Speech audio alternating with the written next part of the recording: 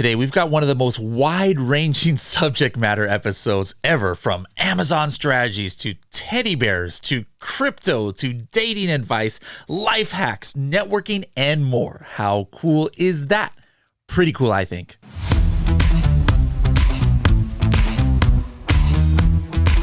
Hello, everybody, and welcome to another episode of the Serious Sellers Podcast by Helium 10. I am your host, Bradley Sutton, and this is the show that's a completely BS-free, unscripted, and unrehearsed organic conversation about serious strategies for serious sellers of any level in the Amazon or Walmart e-commerce world. And we've got somebody from the other side of the world today who I just actually met a couple weeks ago in person, but he's about 13 hours plane flight away. But before I get started, real quick, I need to do a ask. You know, they say, hey, if you have a podcast, you're supposed to do this every episode. I do it like once every 30 episodes. But guys, I want you to do me a solid now and hook us up with a review. We have barely got reviews lately since I don't ask for this. So first of all, if you guys have an Apple podcast, the way you leave a review, if you're listening to this on an Apple podcast, just, hit your library, hit the Serious Sellers Podcast. On the regular podcast page, go scroll to the very bottom.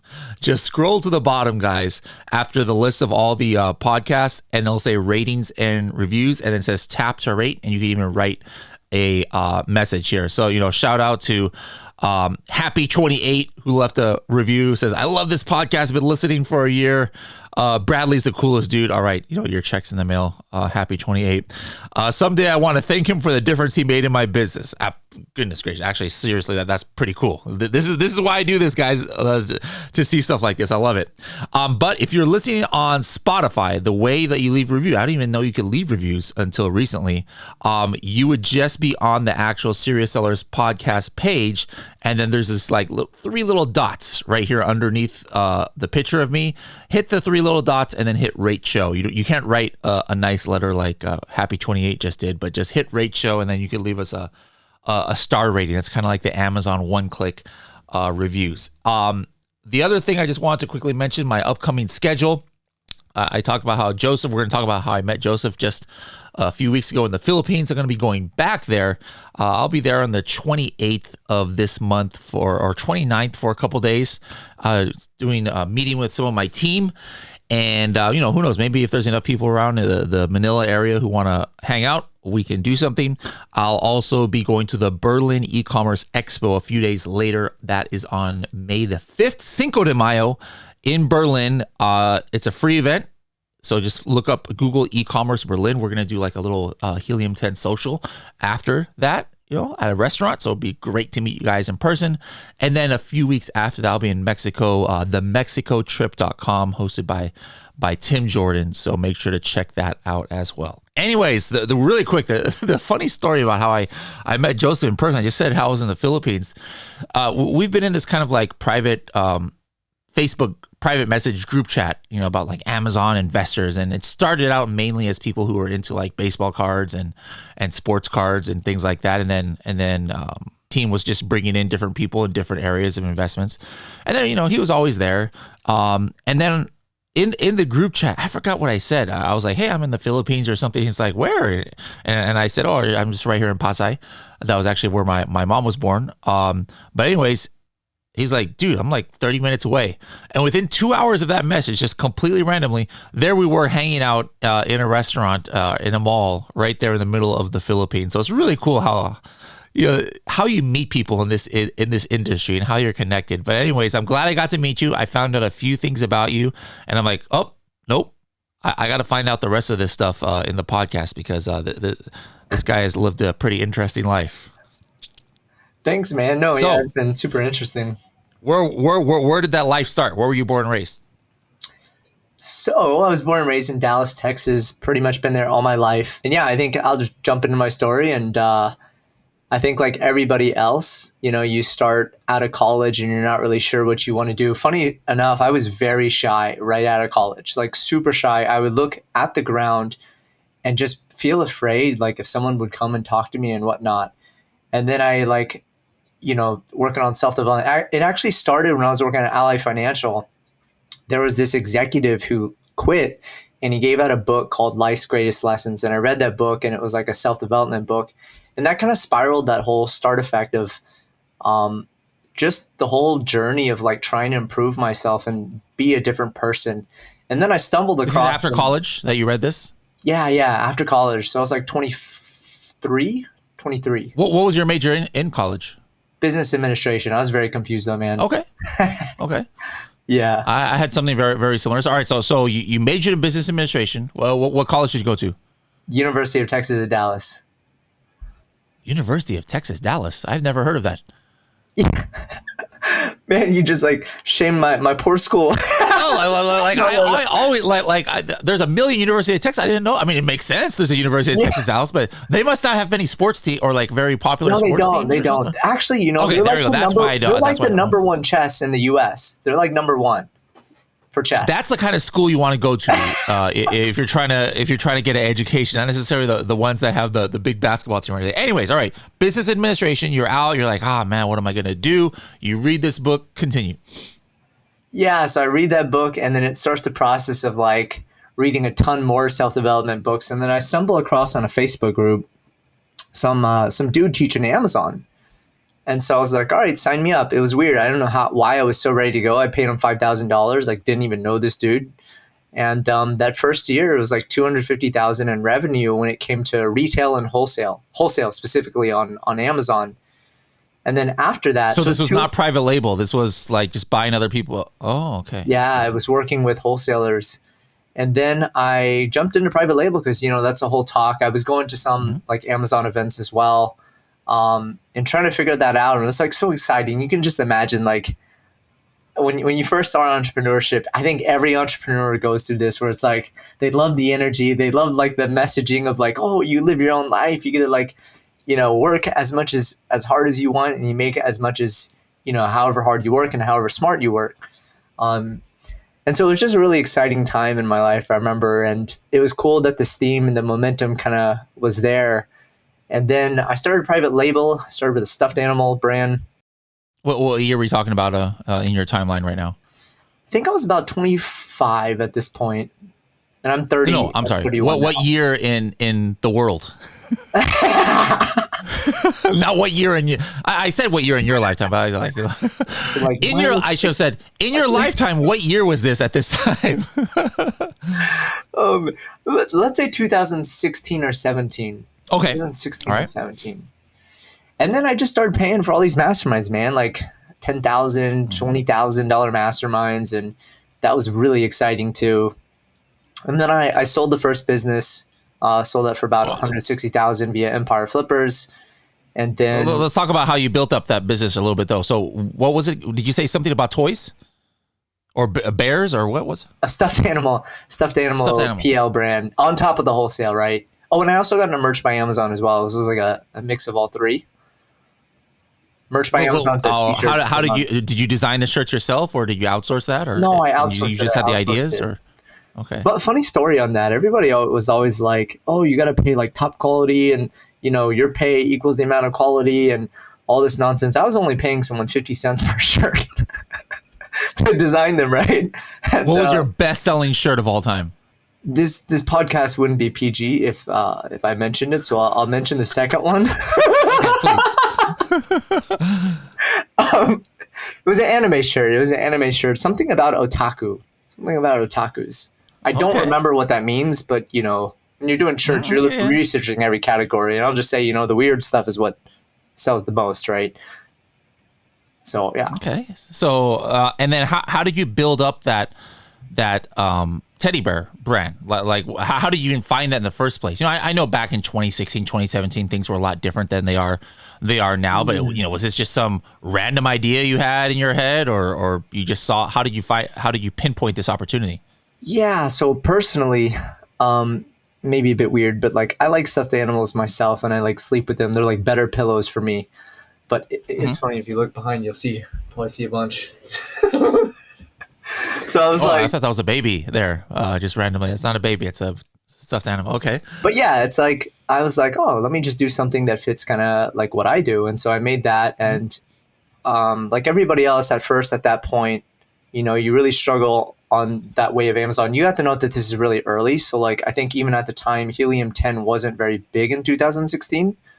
And so like, what I did was I just did PPC, and then that didn't work, and I just shut off PPC, and it just kind of sold organically, like 2 a day. It was like $10 of profit per. And my first big success came from a stuffed animal beanbag. And that beanbag, I only saw one of them on the market. And being a noob seller at the time, I hit jackpot with that. Like, it sold 50 a day at like $20 of profit per, with no joke, a Samsung Galaxy S3 phone. Like, the photos were so bad. If you remember the Samsung Galaxy 3, it's like a Yep. really, really bad phone. That was when, that's how I know when I got into Amazon. The very first product that the company I was working for was selling was a Samsung Galaxy S3 phone case, along with the Galaxy Note 2, Oh, wow. which happened to be the phone at that time. But so, yep, our journeys kind of started around the similar time there. Yeah. So yeah, I took a photo like of the product, blurry as heck, and uploaded it on Amazon, and it started selling. And I was like, this is weird. So I ran out of stock. 3 months later, I think I ordered 2,000 units more, got in stock, sold 50 a day, $20 per unit, and profit.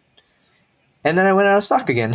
And then it was another 3 months, and then shipped in 2,000 more, and then sold out instantly, and then At what point do you say, maybe I should probably order more than 2,000 if I'm consistently out of stock for you gotta equipment? Guys, imagine. if this is not a masterclass on inventory management, as you can see here. You gotta My imagine goodness. some people start at different states in life, right? Like Okay. when I was like 20, 22, 23, I was mega shy, and I had to work through that barrier. I went through during that time as well. Like I went back to college. My company was paying for it. I went to every single event possible. I was like, I gotta figure out how to be more social and like figure this stuff out. Yep. Yep. And so like I was everywhere, man. Like looking back, I'm like, wow, that was really, really dumb. Like I think I could have hit I think $1 million business. a lot of outside people are thinking about that too. But hey, you had some success. But but they're like, hey, this dude sleeps with stuffed animals, so I don't know what we can. Nah, hey, I'm with you. I'm with you. I still have the same stuffed animals in my collection that I did when I was younger. Some of these I could probably sell for a lot of money. So guys, don't hate on him for that. It's all good. Hey man, they're really comfy pillows. If anything, I'd be like, dude, you got a one-shaped pillow, and I got a multi-shaped conforming to how I sleep pillow. There you go. There you go. All right. So you're building this company up. Now I'm just curious because it sounds like this timeline, when you sold this business, was it around 2018? Yeah, I sold it in 2018. I don't remember the Okay. exact So date. here's my question. This whole thing about buying, aggregators and selling. I know you didn't do an aggregator, but selling businesses. That's kind of like the last 2 years where that's really become Yeah. hot. How in the world did it come to your mind in 2017? End of 2017 or whatever. Well, let me exit this business when nobody else was doing something like that. So, this is like a really whole huge topic, but it's like I've realized I'm going to digress a little bit. I've realized that through my entrepreneurial journey, I've met so many different entrepreneurs of different fields. And what I've realized is like, when you start entrepreneurship, you're trying to figure things out, right? It's exciting. And maybe you do things that may not even align with your ethics. It may not align with your personality and your skills and your gifts. And I really believe that Amazon was never something that like was my gift. And so at the time I had already dealt with that. I didn't know it, but I could feel inside the annoyance when I would work and do Amazon stuff and handle certain assets of that business, aspects of it. But I didn't understand this at the time, right? So for me, it was just like, oh, I hate this. Like, I don't want to work on this. And it was that feeling. And I'm like, you know what? I think it's time to like sell it and start something anew. And I also felt like as I was growing in that 2 years that I could do better. And actually, it's that thought that kind of screwed me over for the next thing. But it was like, if I started fresh, I wouldn't go through all the mess of the unorganization of what I was doing. And so I sold that business. And then I started Six-figure, like you said, six-figure exit. Yeah, on Empire Right. Flippers. And then what do you do at that? Did you have a plan for what you were going to do with that check, or did you just like kick back for a while, or what happened there? I feel like there's another learning lesson, which is the whole money management and risk management.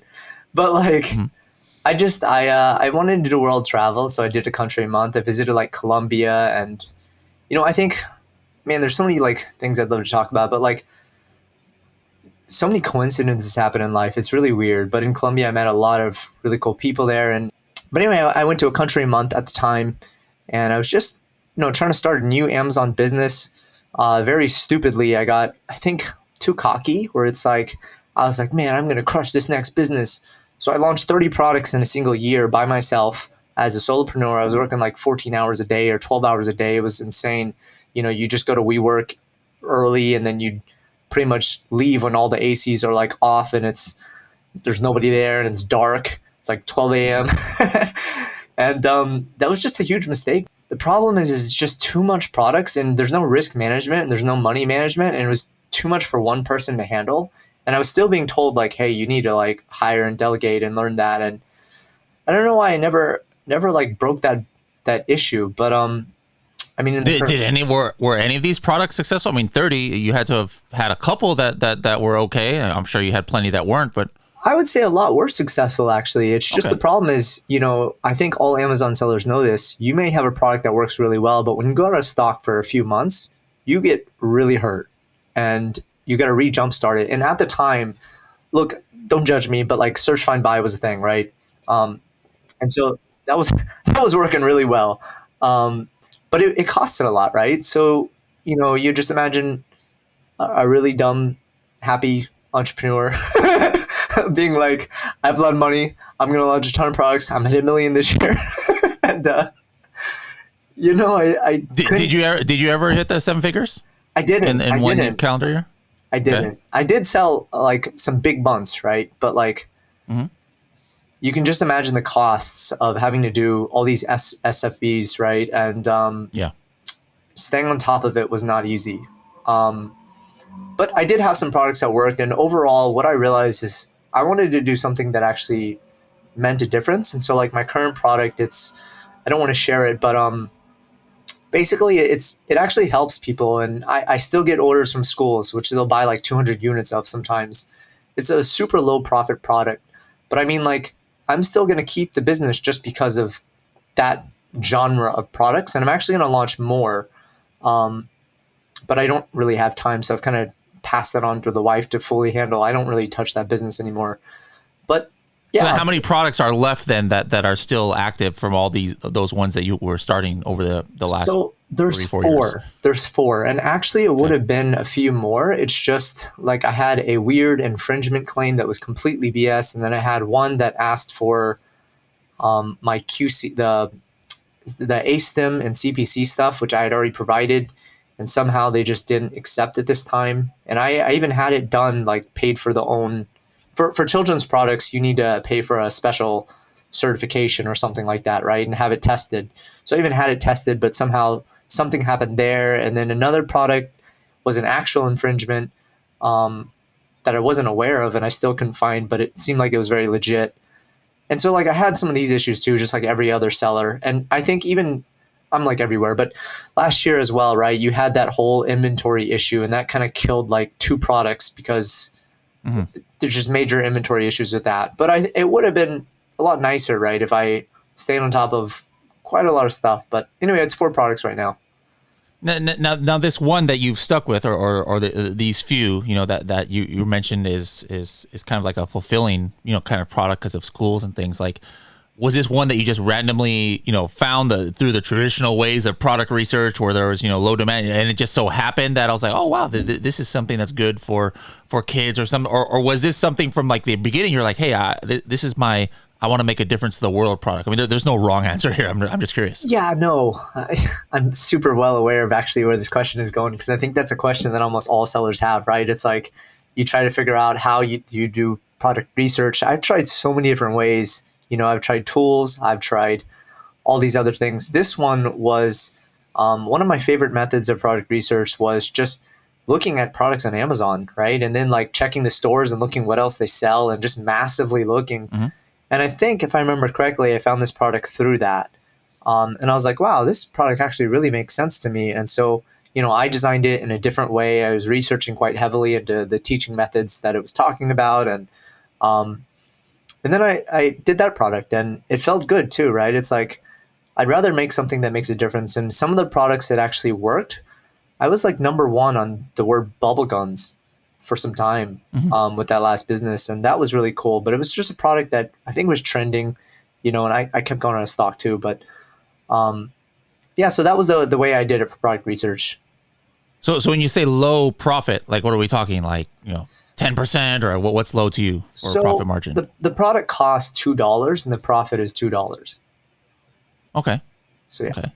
Well, hey, I want this to be a lesson to people out there too. Sometimes, yes, a lot of us are in this, for money, and there's nothing wrong with it. We're not here as a charity. I'm not here to donate to Jeff Bezos, money or things like that. So a lot of people say, hey, this is my living. But if you're already making a living elsewhere through other Amazon products or from other jobs, Amazon doesn't always have to be just like, oh, this is just going to be 100% source of my only income. Like you can work on passion products. I don't hear that enough in the industry where people say something like that, like, hey, I'm doing this product because it's making a difference or things. Some of you guys might not realize it, or it might sound cliche or something, what Joseph said a little bit ago. But yeah, sometimes the feeling you get when you get a message, like I literally read that message, Joseph is here looking at me, like I literally read that review that I had not read. And it's like, there's a moment there. I didn't tear up or anything. I'm not like that, but I'm like, oh shoot, that's kind of like, that's kind of awesome that this person, said that. That's how it can be with like your Amazon product. Like sometimes we forget that at the end of the day, there's thousands of people using our product. So that's like an amazing, fulfilling feeling in itself. Like Joseph thinking that he's kind of sleeping with thousands of people because there's his teddy bears. No, that didn't sound right. But anyways, as I was saying, the teddy bears that he sleeps with. But yeah. But anyways, the point is like he's got this product. Maybe for some of us, if we're just trying to run like a super profitable Amazon business, we might have cut this product, $2 profit, per unit. This isn't that great. But that, guys, think about it. If it's something you're passionate about or something that gives you that fulfilling feeling, sometimes that's more powerful than a $4 per unit, profit. And so just keep that in mind. So I'm assuming, obviously you're not supporting your family on a slower moving product with $2 profit. What was your other, income at this time, or was it all your Amazon products has been your income when you were doing this? Dude, there was none. So that was actually a really hard point in my life. It was actually one of the hardest when it came to financially, right? Because I had rode this wave of like having money, spending. There was a mastermind I even spent $80K on. It was the best I ever spent on. But like, it went from like, oh no, like I'm actually in a place where I could be hurting really badly financially. And that did happen actually. And so it was a super low moment for me where I had just realized that pretty much burned like $200,000 on this Amazon business. And, even to this day, there's like, probably $30,000 worth of goods in China that I was just like, you know what? I've already fully paid for it, but I'm not going to ship it. And I don't think I'm ever going to continue it because, cash flow wise, and it didn't make sense to spend another $20,000 to ship all this product. And so anyway, it hurt really bad financially for me. And it's just weird. I might buy that stuff from you. Let me know if it's just sitting there. I always can use new sandboxes to play with just to do experiments and stuff. Anyways, how do you know it's a sandbox? That's so weird. That would have been funny. It actually is, which is funny. But anyway, are you serious? It's destiny that becomes the new Helium 10 sandbox. That's too funny. That's actually really funny that you like literally said what it is. I'm like, wait a second. That's insane. No, but like I transitioning the story, and I don't really want to because I want to talk more about Amazon, but it was in that time that I was like, all right, time to YOLO go into crypto, and then crypto tanked too. and then I was like, okay. Let me start. I was very, very late to crypto, and I'm not really, I can't say that I'm into it. And this was before you were in that group. But I love him, so I can call him out. There was a time where I was like, okay, fine, I'm gonna go into it, and Brandon was like, you guys got to buy this Santa coin. Like this Santa coin's amazing. I was like, all right. So I dropped $2,000 into this thing because Brandon Young was like, this is the most amazing coin in the history of coins, and it's now worth $17. So yeah. Brandon, stick to the inner circle there because your crypto advice sucks. No, but yeah, hey, I don't know. Crypto is not for me, but if you can get, if you know what you're doing and you had time for it, which like, somebody like you, which I want to find out a little bit about, then it is actually pretty good. But anyways, let's keep talking here. So you started slowly transitioning away from Amazon, turning some of that stuff over to your wife. And then how did you invest in crypto if your cash flow was still kind of questionable at this point? There are so many branching stories. One of the biggest mistakes I made was like I bought land with the family. It was like $1 million worth of land. Long story short, we ended up losing some money on it, but I did get some of the money back finally. So that was like a cash influx too. And then I dumped that into crypto. So it's like that. I can mention the first numbers, but I can't mention the final. But like that $100,000 went to like 20,000, and you have to note that the Amazon business is still bleeding. It was still bleeding at the time from mistakes that kind of carried over. So I got into a situation where I was like, oh my God, like I'm really screwed. And that feeling when you first feel it is not easy. Seeing 100,000 go to 20,000 because of crypto specifically. It's different, I think, when it's Amazon because your brain classifies it differently and it's already learned how to numb it. But in this case, this was not numb for me. So I could not sleep for some nights at that time. I do have a faith. I don't want to go too much into that talk, but like there was a time when I was like, all right, I need to like fast and pray. And that really helped a lot. But like after that point was when I was like, I pivoted a bit. And I don't know if it's like that entrepreneurship instinct and the risk tolerance instinct that I have, but I was like, I'm going to join a technical analysis like course. And I joined one. It was $250 a month. And it's like a bargain compared to all these masterminds you were putting money into. And I started learning, and I learned trading psychology, and I started getting into, like really learning how to trade right.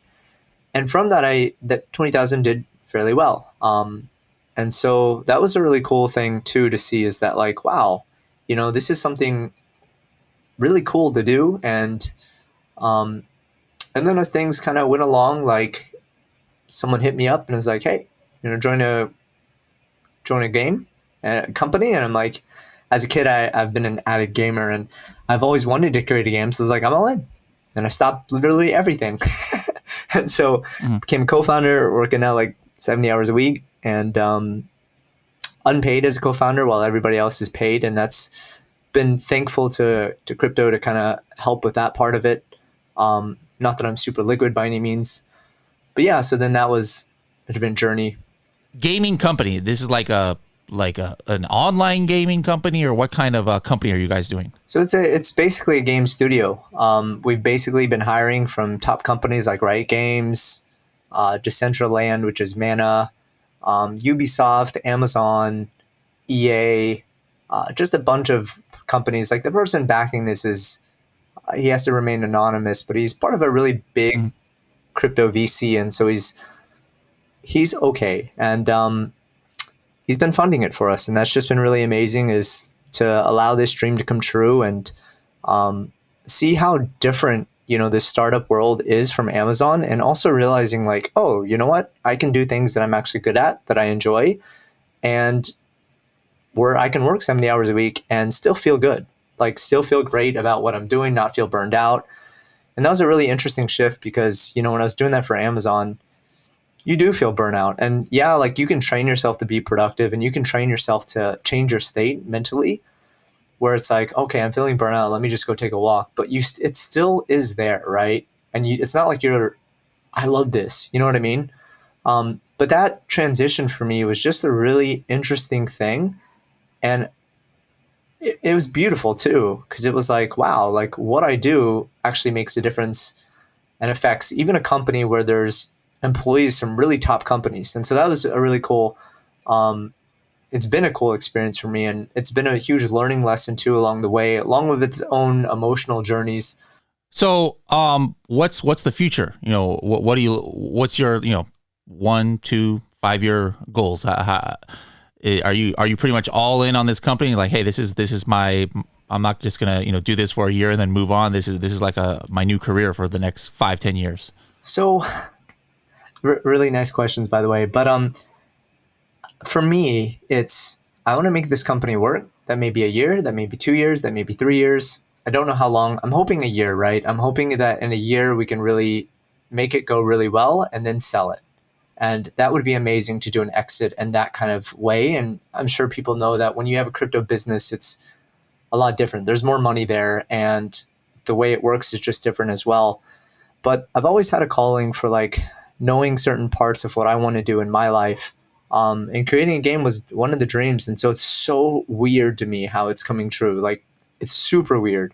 Another one is I'd love to create my own restaurant one of these days. I'm a huge foodie. And so, like, I feel like most people just don't understand food, and they don't understand how to make an experience for someone emotionally to go through from entrance of a restaurant to eating it, and like even the sizes and the portions. And maybe it's just me, right? But sometimes when you get that mixture food, it's like, that's annoying. Like, can't you figure out a way where you can present it really nice and have it already mixed? Um, anyway, so that's another dream. But that's like a short term dream. And then there's a overarching really big dream of mine, which is I really want to create something that can help a lot of people in some form or way. And I haven't figured out exactly how to do this. When I was younger, I was like, oh, create my own university. It's kind of a really dumb like way to approach it.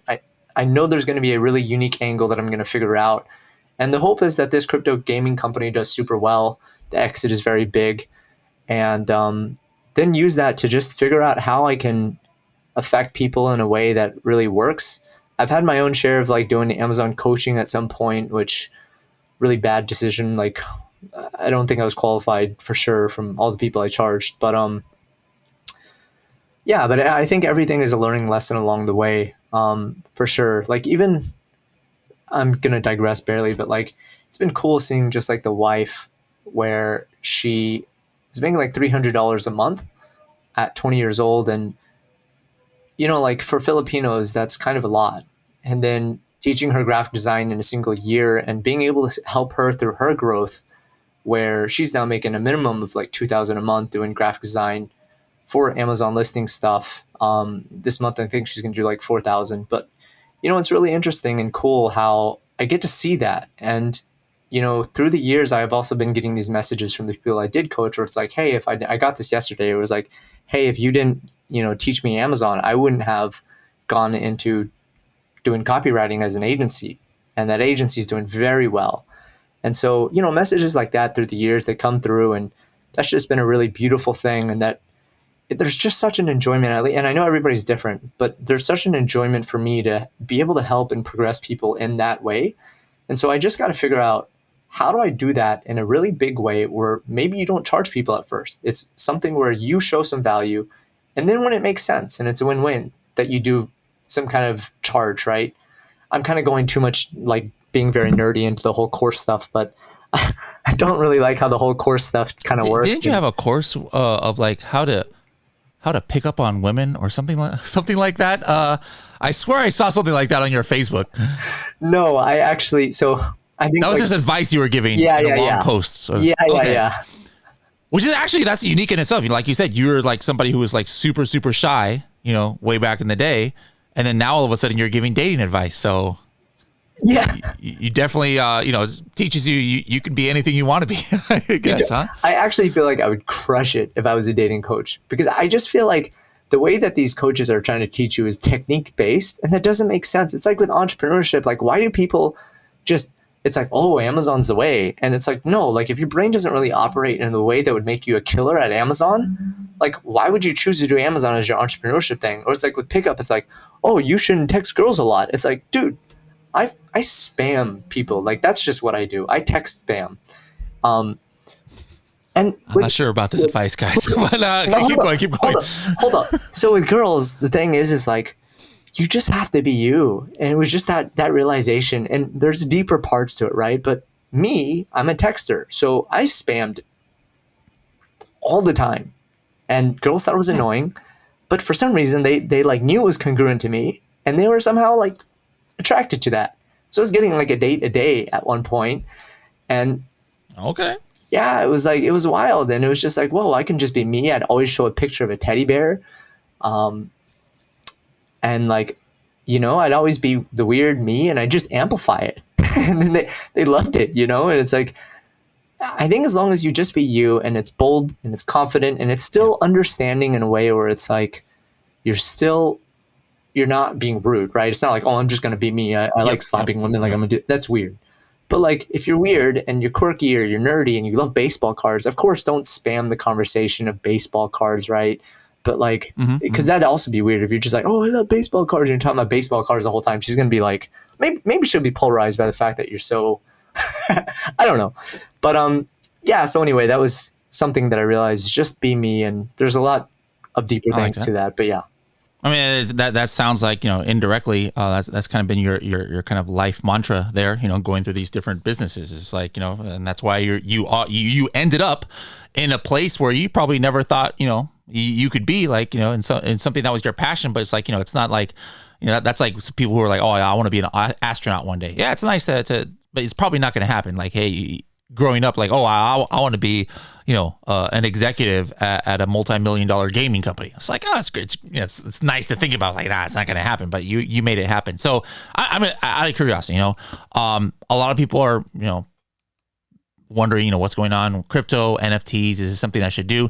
My personal advice is, hey, hey, if something you're passionate about, like Joseph, go ahead and do it. But then what about just a typical Amazon seller? Like, hey, maybe I don't want to do this, get into cryptos or stuff full time. There's a lot of kind of curious people out there, like I was. Is there a way just to, like, maybe dabble in it where it's not going to be too much? I mean, obviously, anything to do with crypto, there's risk, of course. I think hopefully everybody understands that.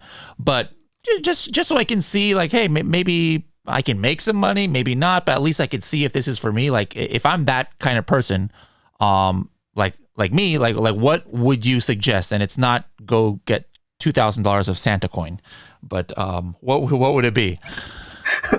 oh, okay. So I've actually had, I'd say at least 27 to 9 figure sellers hit me up on crypto stuff. And what I've seen is every single one of them has dropped off. No joke. Every single one Hmm. that I helped. And that's just to say that, like, crypto has a really hard learning curve. And I think you have to understand that is that there's so much going on. It's like learning Amazon, but 5 different Amazons, because there's a field for everybody. There's DeFi, where you can earn like 20% APY on a stable coin. And to most people, that just seems absurd. And then you have like NFTs. And then there's different types of NFTs. There's gaming NFTs, there's PFPs, profile pictures. There's NFTs that are passes now for events. I just bought a Permies blockchain event, which is for permissionless. It's a VIP one, and it went from 1 ETH to 6 ETH. That's a ton of money. I had to Hmm. hold it because I actually am going to go to that event. But yeah, so like you have so many different areas. You have blockchains, you have degen coins, like those really tiny market cap coins. And so it's a whole different world, and it can fit someone's personality. But for them to try that, they have to go through this mirage of like so many different things. And so that's the confusing part. I think if someone was to start, right, there's a few things that I think they have to get attuned with. And the first one is the whole risk management stuff. And so maybe to play with in the best possible way would be allocating money that you truly are okay with losing, and starting with actually using the blockchains. So Avalanche, Terra, Ethereum, Bitcoin, right? And spending that money to actually try to use MetaMask and figure out what it is and see if this makes sense to you from a alternative currency standpoint. And then you might go a little degen when you have enough money, and it's like, let me figure out what's this stuff on NFTs. Let me mint it, and let me look how the price changes and goes up, and let me understand the hype and join the discords and see what all the hype is about and get a feeling for like what kind of people are in crypto. Hmm. That's already two different, like completely different worlds for the record. Blockchains, you have like very serious people. If you ever join those Discord channels, right? Or like the Telegram channels, you have very like, oh, there's blood. They're going to talk in this crazy lingo where it's like L2 and L1s and protocols and layers and all this stuff, right? Um, and it's just, it's great. Or maybe you just want to find a different way where it's like, I need to diversify my investments and I want to go with stable coins and I want to find a farm that isn't 400% APY, something that's super stable. Maybe Gemini, and just do the 8% USDC interest rate of 8%, which is way more than any other bank. And you just decide to start with that, right? So there's a lot of ways to do this. It would depend. I know I'm not giving you an exact answer, right? But it would really depend on the type of person who wants to get into crypto.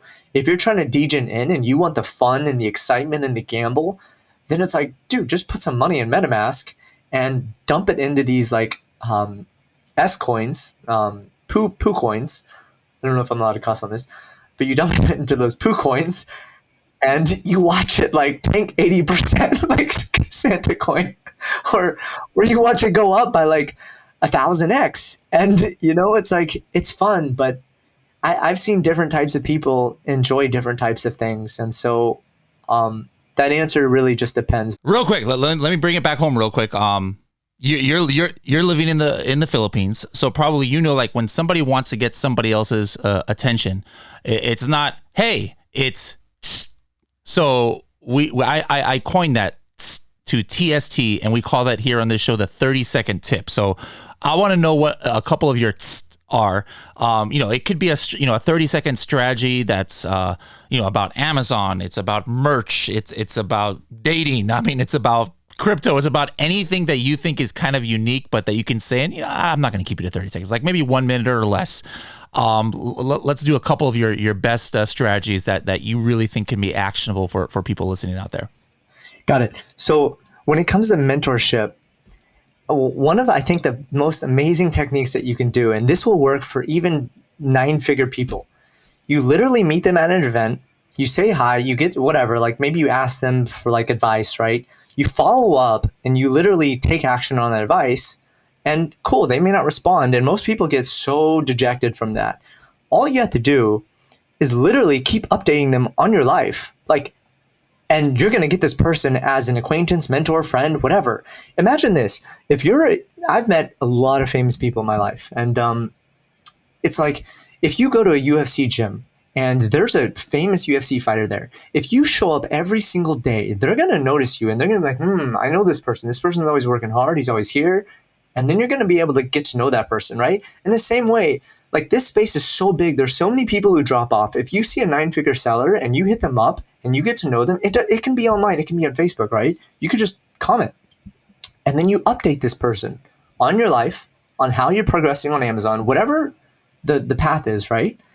I guarantee you, even if they don't respond, it doesn't matter. You just keep updating them. Guess what's going to happen? Maybe a year later, you're going to jump on a call. Maybe a month later, you jump on a call. So that's that for the whole mentorship, and I know it's a whole thing. When it comes to dating, I think like one of the most powerful things I've seen is when you lock eyes with another girl or guy, whatever it is, right? And the stare goes longer. If you can keep your looking at that girl in her eyes and you keep that and she's keeping it, it's an instant in. Like, it's an instant, attraction is there naturally, because it'd be weird for another girl and guy to just lock eyes and stare that long, right? It's one of the most powerful indicators that there is out there that I've seen. What else? I think for Amazon, what I've realized is there's a few, I would just say like Brandon Young's inner circle, but like one of the things I found is... but by the way, I'm just picturing in my mind right now at the Sell and Scale Summit, which is the big Amazon event we're doing later this year with Gary Vee and others, which I hope you can make it out here. But all of a sudden, there's all these Amazon sellers staring at each other's eyes just all over the place. I'm like, oh, they must have listened to Joseph's episode right now. Okay, I see what's going on. No, I don't know why that picture came into my head right now, but... I love it. It's when you accidentally lock eyes, right? It's not like you're looking at every girl. All right, guys, you hear that? Accidentally, so don't do it on purpose. All right, continue with your third and last one here. Oh my! I can imagine someone misunderstanding this information. Yeah, I'm gonna look at every single girl. All these creepers, all of a sudden, these dang Amazon sellers just keep staring at me. What the heck, man? Oh my God, that would be so weird. I don't even remember what I was saying. What was I saying? I don't remember. You know what? You know what? That was good. You know what? Last one. Okay, go ahead. Productivity hack, right? everybody, I think Asians, we love beating ourselves up. We're like, oh my God, I'm so unproductive for the day. And then you hate on yourself and you feel like garbage and you're like, ugh. And then you worry, like, how do I get better at productivity? I would say this is the easiest, quickest hack ever. You go to a bodybuilding gym and you commit to doing that for your workouts. Naturally, you are around people who are high productive, like, especially in workouts, right? And that's going to inspire you. And you always hear, like, your top 5 people, blah, blah, blah. It's like influences really matter. And so if you go to a bodybuilding gym, naturally you see people who are really working hard, and that leaves an imprint on the mind. And you can start with that. You may not have the ability to be productive. And then naturally, like, you go there for a year, you get infected, and that process begins to start. And you also have your subconscious mind helping you, where it's like when you think of something, it just naturally happens a few years later. And then lastly, shameless plug. I don't know if this is okay, but like, Warrior Week is something that Garrett J. White runs. It was the mastermind that changed me so greatly when it came to like past traumas, not feeling like others loved me, wanting approval, like all these things. It really solved it for me, man. Like, I get nothing for sharing this. Like, it really left value in my life, and everybody I've ever met through that were greatly affected. And it's like, it's just something to look at. I know he's very hard, and he's very, you got to get past the fact that he's like very strong about who he is. But anyway, that's pretty much it. Okay. All right. So now, if people want to find you, to follow you on the interwebs out there, maybe they're like, hey, this guy's on his way to 9 figures for sure. And I'm going to talk about my life on his threads here and follow his own advice here. How can we find you out there? My Facebook. I would just say my Facebook works. I think the ending tag is the THE Joseph Wang, JOSEPHWANG, THE, the Joseph Wang. I think that's my Facebook tag. Facebook.com/the Joseph Wang.